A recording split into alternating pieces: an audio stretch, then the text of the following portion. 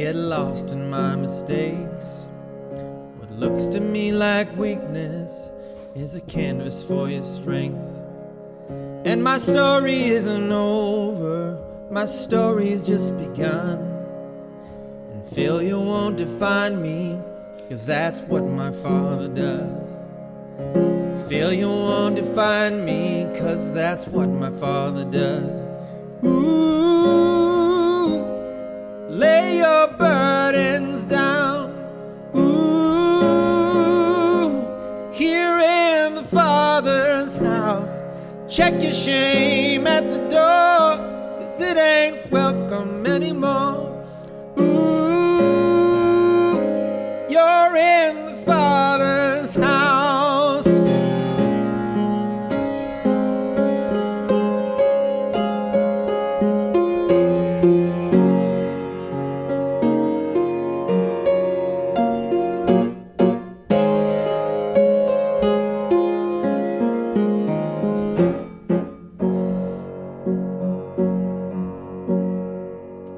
Arrival's not the end game, the journey's where you are.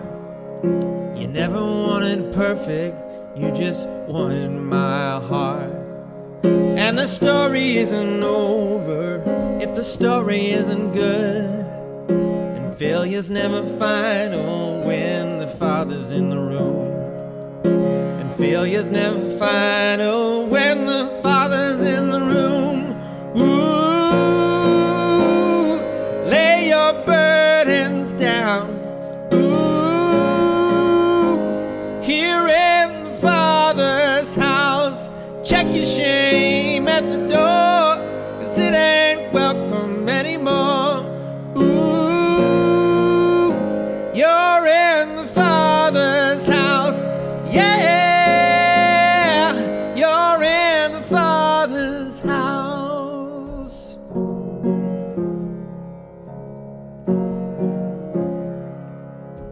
Prodigals come home, the helpless find hope. Love is on the move when the Father's in the room. Prison doors fling wide, the dead come to life. Love is on the move when the Father's in the room. Miracles take place, the cynical find faith, and love is breaking through when the Father's in the room. The Jericho's walls are quaking, strongholds now are shaking. Love is breaking through when the Father's in the room. I said love is breaking through when the Father's in the room. Ooh, lay your burdens down. Ooh, here in the Father's house. Check your shame at the door, 'cause it ain't welcome anymore. Ooh, you're in the Father's house. Yeah, you're in the Father's house. Yeah, yeah, yeah, you're in the Father's house.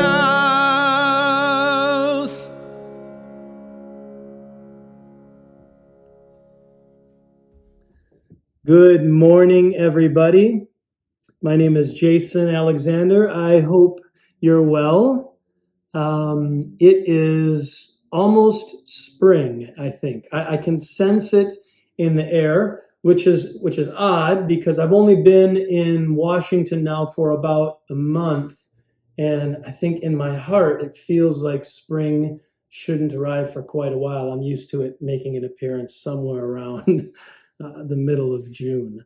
So this is great, and with spring comes one of the most important holidays for Christians, that being Easter, Resurrection Sunday. And we, as a teaching team, we thought that it would be appropriate to spend the next few weeks gathering our thoughts and directing them toward the cross in preparation for celebrating Resurrection Sunday. Resurrection is given all of its meaning by the particular death of Jesus Christ on a Roman cross. And so this time before Easter has, throughout the history of the church, been a formative season, a time for worship and reflecting. I think overall it's good to sit with the horrors and sorrows of Christ in his crucifixion, in his death. It's a good thing, but I don't mean to say that it is necessarily a fun thing or a fun time.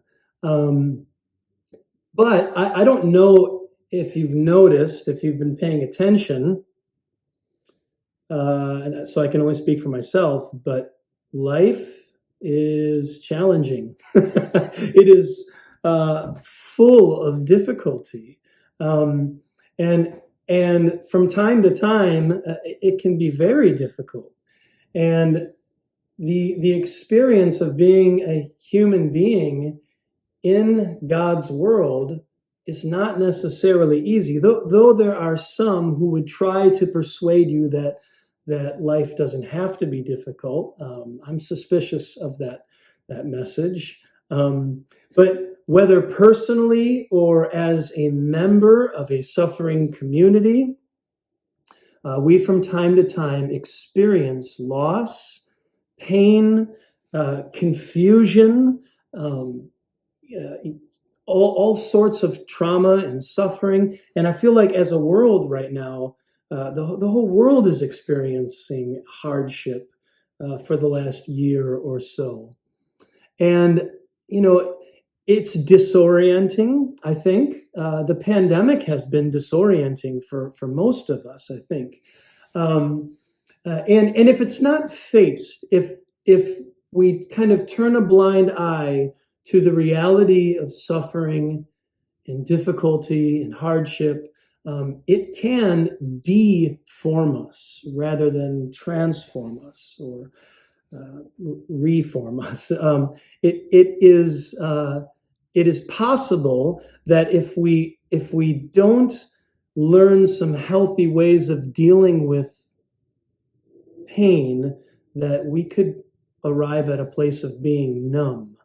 And that has happened to me. I don't know if you've experienced that. But the reality of life's challenges is not made any easier by our propensity toward being perpetually optimistic. We are, human beings in general. We are always putting a positive spin on things. We are always searching for that one insight in the midst of a hard time. We're always searching for meaning in difficult moments. And I'm not trying to argue that that's bad, but I would argue that it doesn't necessarily help us process life with God and life in a fallen world.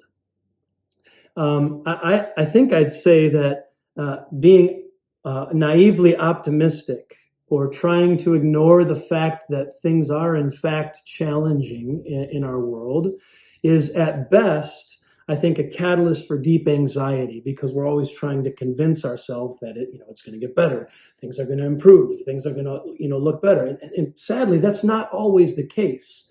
At worst, being overly optimistic can be an act of supreme faithlessness or atheism, because it's a way of not actually bringing our challenges before the only one who can help us through. I know this is heavy. I don't mean to bum you out, but the reality is that the cross is a very heavy, weighty reality. And so biblical hope and just being optimistic, they're not the same thing. And I would invite you to have discussions about that, because I think that is a fruitful discussion to have. Some of you are already painting me as a pessimist, and I don't mean to be. And given this truth about the sorrows and sadnesses we face, Scripture has offered us I don't want to say it's a release valve, but it is a way of, it's better than a release valve. It's a way of dealing with the facts. Prayer in Scriptures, particularly the Psalms, if you've read them, you'll notice they're full of anger. There are moments when the psalmist is accusing God. And there is the cry, for example, in Psalm 79, "How long, O Yahweh, will you be angry with us?" It's trying to get through and make sense of why things are going so horribly not according to plan, which happens. And sometimes those prayers seem to fall on deaf ears, and it seems like God is nowhere to be found. And so while this frustration and anger toward heaven, this raging against God in prayer, it's biblical. I want to point that out. It's there in Scripture. And I would argue that the Psalms are, in fact, a school of learning how to pray like a true person of faith, like one in covenant with God. It sounds almost as if at times they don't have any faith at all. But here's where I think biblical prayer, biblical hope is better than just trying to find a silver lining. Precisely because lament and grief and frustration in life is addressed to God in prayer, it is therefore an act of faith. It is not saying there is no God. It is saying, God, why is this happening? Have you dropped the ball? Why have you done this? And even though we may be wrong in that cry, it is a way of bringing it and dealing with it before God. So at the very least, I think in hard times, the Psalms would invite us to be more honest. But contrary to popular belief, the Bible portrays Jesus Christ, not as one whom you can follow and he will help you, not encounter hardship. Jesus is not there to necessarily remove all suffering and pain. Maybe ultimately we could make that case, but in the life of faith in the world, one who follows Jesus actually finds themselves, rather than evading the difficulties of life, kind of developing an intimacy with darkness and hardship by trust in God in the face of it. Jesus, I think, especially at the cross, teaches us to gaze into the darkness and not flinch, but to trust God. And Jesus himself embodies what it means to suffer as a person seeking the will of the Lord. Jesus picks up that ancient vocation from Israel's scripture about the suffering servant, that the people of God would display the goodness and mercy of God by their vulnerability, humility, and surrender before those who despise God. And paradoxically, that quietness in the face of the hostility of the world robs that hostility and violence of all of its potency.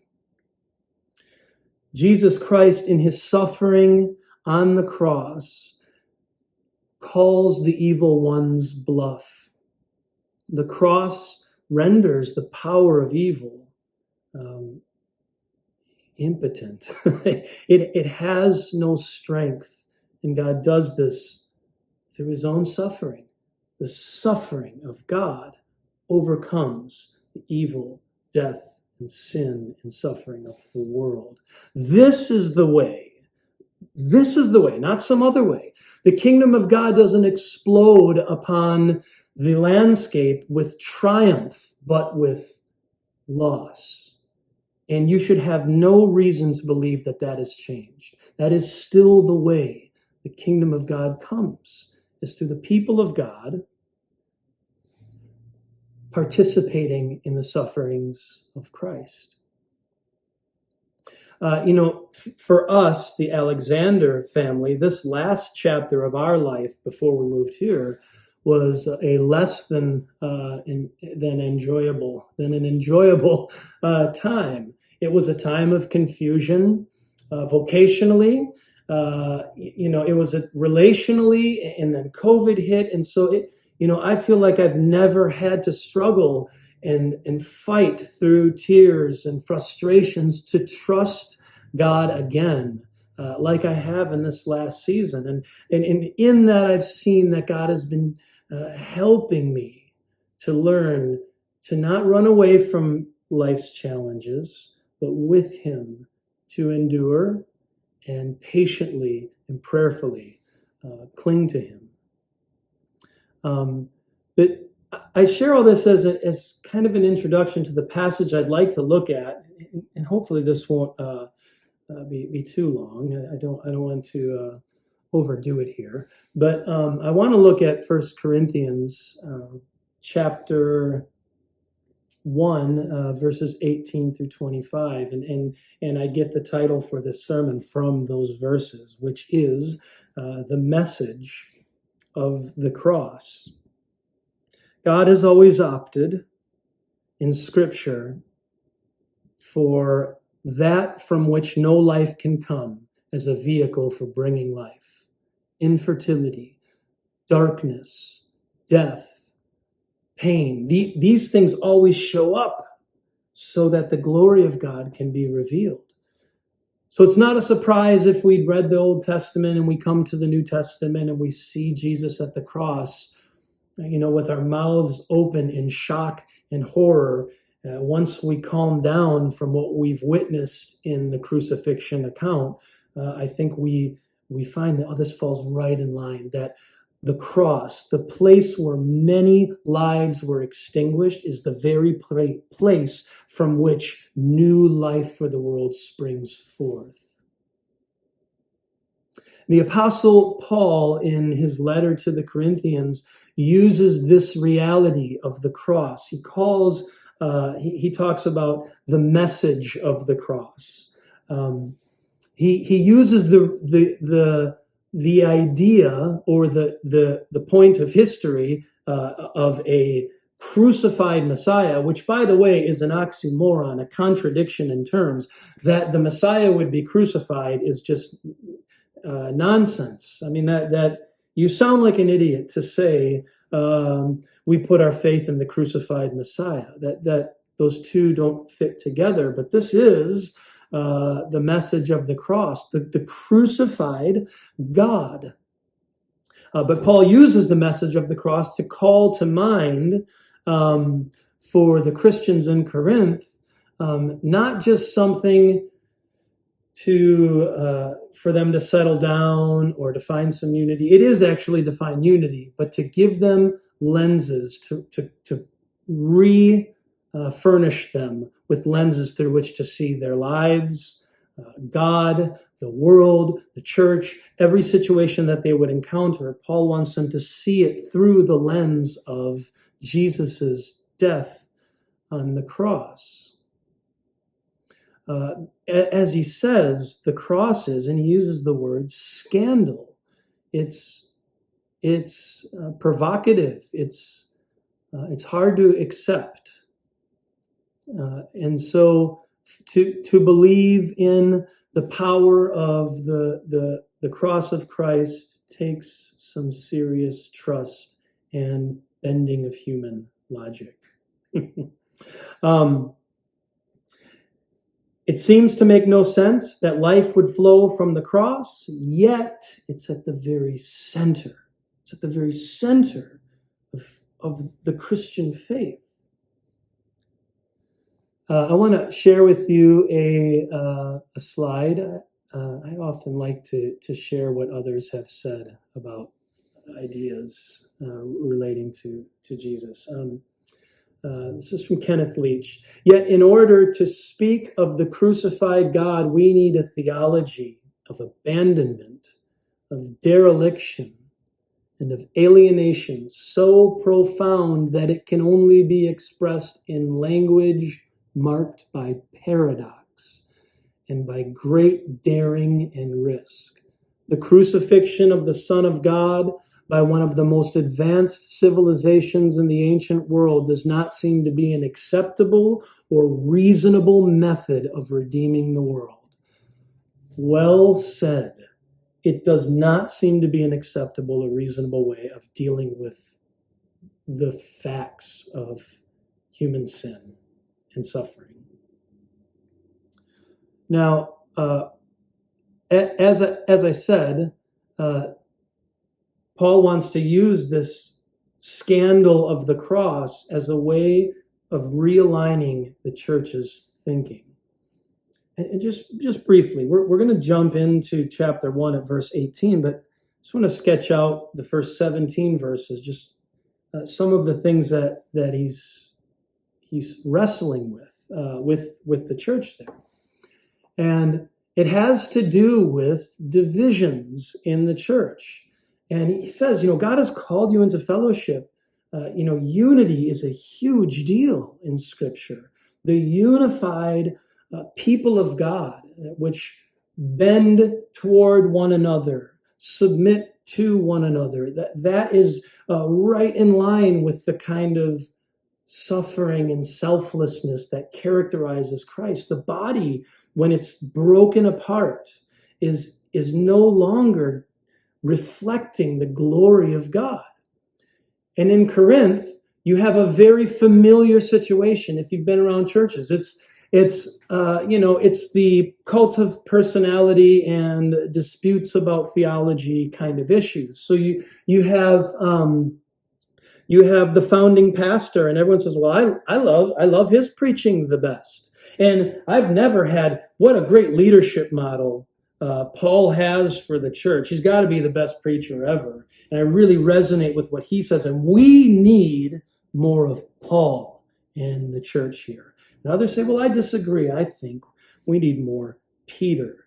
And after all, Peter was pretty close with Jesus Christ. And we don't, Paul comes a little later. Paul's leadership skills and what we need is more Peter. And I'm taken with Peter. And still others, and they sound better, but in fact they're not. They say, well, y'all are ridiculous because we follow Christ.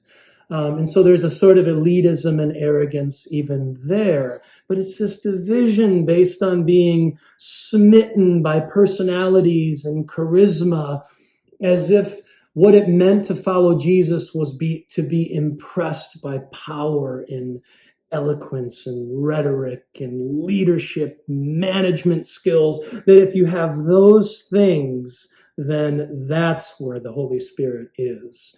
And Paul will have none of that ridiculous thinking in the church. So he is not okay with these divisions. He even says, I'm glad I didn't baptize any of y'all, because I don't want any of you saying that somehow I have a hand in this sinful worship of leaders, this misguided understanding of what it means to be in the church. And he asks these kind of stinging rhetorical questions. Has Christ been divided and distributed among you? Was Paul crucified for you? You weren't baptized in the name of Paul, were you? He tries to get them to remember that this dividing up and following other men in the church. And it's not even necessarily that these leaders have done anything to encourage us. It's just the way we are as people. And Paul is like, this stands in opposition to everything that it means to be in the church. Paul says, I don't even remember if I baptized any of you. Paul, by the way, doesn't keep stats like so many of us want to. I baptized 13 people last year. Paul seems to, that's not on his radar. Paul isn't thinking of the church like a CEO trying to run and grow a business. He doesn't envision the church as like that. And an important sentence here, I actually want to read. I didn't plan for this, so forgive me. I must bring it up. But verse 17, you can, if you have a Bible, you can turn there. I'll just read it to you.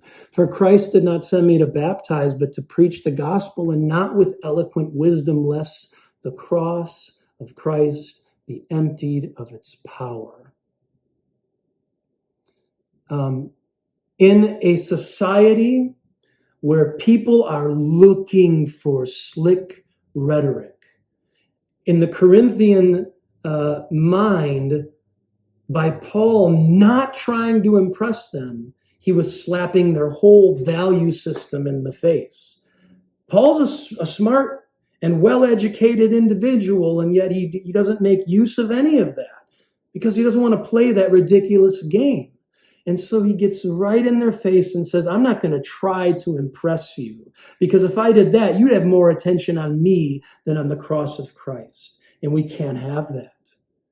And so it's a critique of the whole way of thinking about the church. And by the way, this is a real temptation today. Think of all the stages and screens and lights and electric guitars and charismatic PhDs on staffs of churches and churches in the thousands and massive parking lot and shopping malls. I mean, the whole enterprise of being a church is constantly facing the temptation to be impressed with the slick, the smooth, the shiny.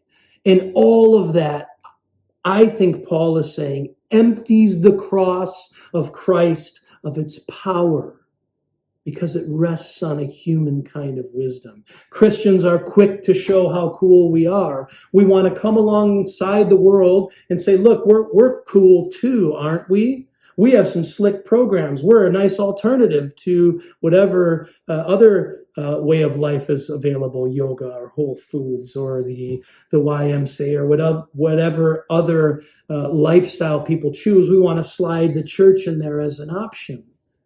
But all of that is to dangerously misunderstand the unity of Christ and the power of the cross. How are you guys?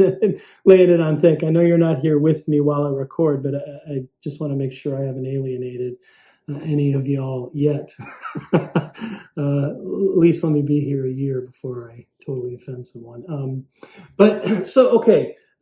The message of the cross. Let me read one quote, and then we're going to look at the actual text. One more quote from Ben Witherington. This is also great. The great temptation of a leader is to use raw power rather than persuasion.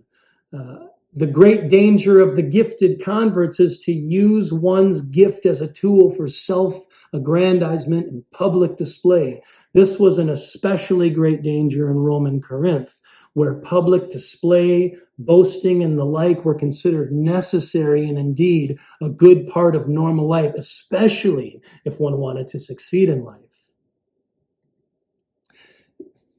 This is from Ben Witherington. Forgive me, the quote is not there, but this sort of stepping down and stepping back from the normal way of gaining influence it's nonsense. It's provocative. It's Christian. Now let's just read what he says about the word of the cross. The word of the cross, this is Paul, is folly to those who are perishing. But to us who are being saved, it is the power of God, for it is written, this is from the prophet Isaiah, I will destroy the wisdom of the wise. And the cleverness of the clever I will thwart. Where is the wise man? Where is the scribe? Where is the debater of this age? Has not God made foolish the wisdom of the world? For since in the wisdom of God, the world did not know God through wisdom, it pleased God through the folly of what we preach to save those who believe. For Jews demand signs and Greeks seek wisdom, but we preach Christ crucified, a stumbling block or a scandal, is the word there, to Jews, and folly to Gentiles. But to those who are called, both Jews and Greeks, Christ, the power of God and the wisdom of God, for the foolishness of God is wiser than men, and the weakness of God is stronger than men. Oh, this is great. You notice that he says those who are being saved, not those who are saved, but the church is in this process of living in the saving power of God. And key to that, the greatest power, display, moment of God's strength is the cross. It's not the wisdom of Madison Avenue. It's not it's not all the glitz and glamour of whatever Silicon Valley or wherever we take all of our cues from consumer culture. It's not that. It's God, the Creator, suffering is the wisdom of God. And he quotes Isaiah chapter 29. And in Isaiah, he brings this phrase up to say, look, your hearts are not open to what God is doing, so I'll have to do a wonderful, logic-defying thing to bring about salvation. And Paul grabs that. And I think he means to apply everything that Isaiah meant to the church in Corinth. God's done something too wonderful for your little mind to grasp, and so you'll need to open yourself up further. God hasn't chosen governors and CEOs and rulers, the sharp and the powerful. He goes on to say in verses 26 through 31, he chose you. And what are you? You're nothing special. That's how God is. Okay, so you're all scattering and dividing as a church because you're smitten with certain leaders, but the cross of Christ stands as the very power of God. The cross of Christ reminds you that no power of human, rhetoric or speech or leadership skill should ever eclipse what Jesus done in the cross. Yes, I know it's hard to understand. Yes, I know it's a paradox. Yes, I know that it doesn't make sense that from the dead wood of a Roman cross comes the life of the world. But that's your power. And he's put these glasses on. Look again. Because this is what brings the people of God back to the center. This horrifying death. God doesn't ignore pain and suffering. He moves not only to it, but through it to resurrection. And so I think to live as a Christian, to live in the church, is to live out the message of the cross, the power of God. It's to focus on where the power lies, not even in our numbers, but in Christ. And when we find ourselves happy about that reality, we'll find ourselves, I think, more unified, growing in our faith, growing in our size. But more than anything else, a testimony to and a witness against the wisdom of our age, which wants to reduce God to a religion which might make life a little bit more tolerable. There you go.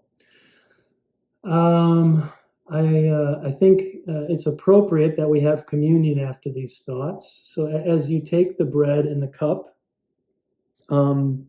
remember what power has saved you.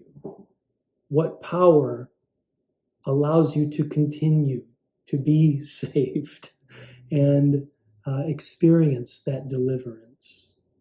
I look forward to the end of the pandemic, but I also look forward to Easter when virtually we can break bread and celebrate the resurrection.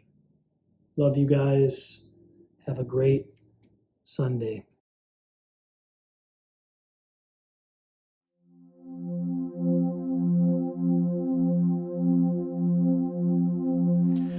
When I survey the wondrous cross on which the Prince of Glory died, my richest gain I count but loss, and pour contempt on all my pride.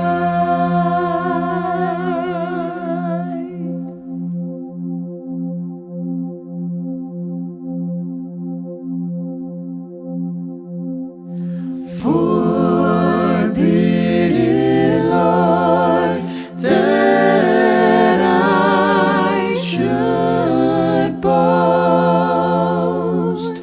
save in the death of Christ my Lord.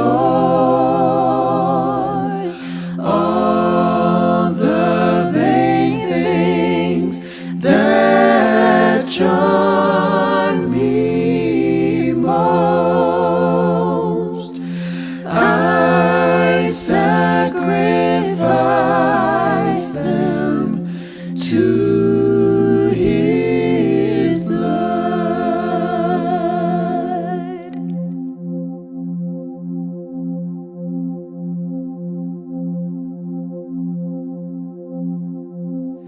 See from His head, His hands, His feet, sorrow and love flow mingled down. Did e'er such love and sorrow meet, or thorns compose so rich a crown?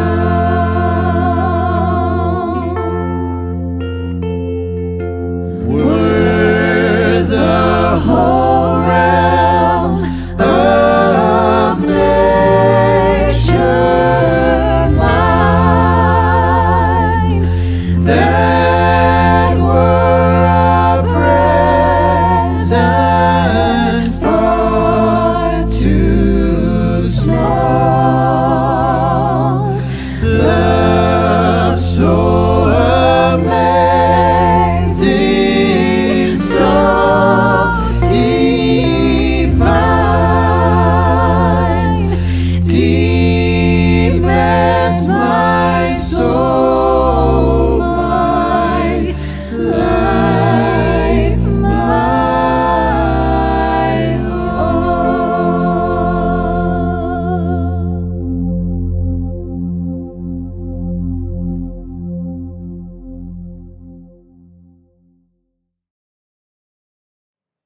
Thanks for joining us today. We hope it's something that has been helpful in preparing you spiritually for the week to come. Please continue to follow us online, southsoundcoc.org, or you can find us on Instagram, Facebook, or YouTube. We're always here to serve you. If you need to talk to our staff or elders for any reason, please find us online at the Contact Us page or the Next Steps page. We'd be happy to help as much as we can. For any of our members or people who want to contribute financially, you can go to our website and click on the Give button. That will take you to the Tithely app so we can continue to be faithful in our giving. For all of the kids out there, we're creating new content and posting it to our virtual Kids Corner. So please tune in, especially on Sundays, to see what we have for the kids. Until next week, stay safe and keep the faith.